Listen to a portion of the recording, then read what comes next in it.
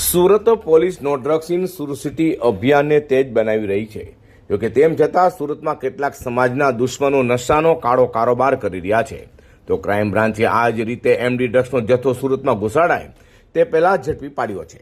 વાત કરી રહ્યા છીએ સચિન વિસ્તારની। સુરત ક્રાઇમ બ્રાન્ચની ટીમને પેટ્રોલિંગ દરમિયાન બાતમી મળી હતી કે વેડ રોડ સાબરીનગરમાં રહેતો તોસીફ શાહ તેના મિત્રો ઇરફાન પઠાણ અને અશફાક કુરેશી સાથે મુંબઈથી એમડી ડ્રગ્સનો જથ્થો લઈ કાળા કલરની હોન્ડા સિટી મોટરકારમાં નવસારી થઈ સુરત આવવાનો છે।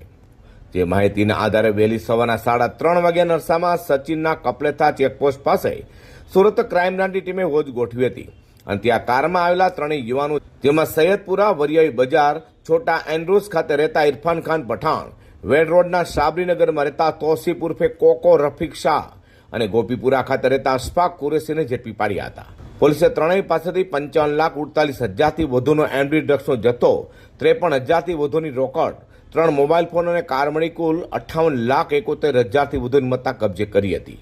તો આરોપીઓની પૂછપરછમાં તેઓ એમડી ડ્રગ્સનો જથ્થો મુંબઈના નાલા સોપારા ખાતેથી લાવ્યા હોવાની કબૂલાત કરાઈ છે।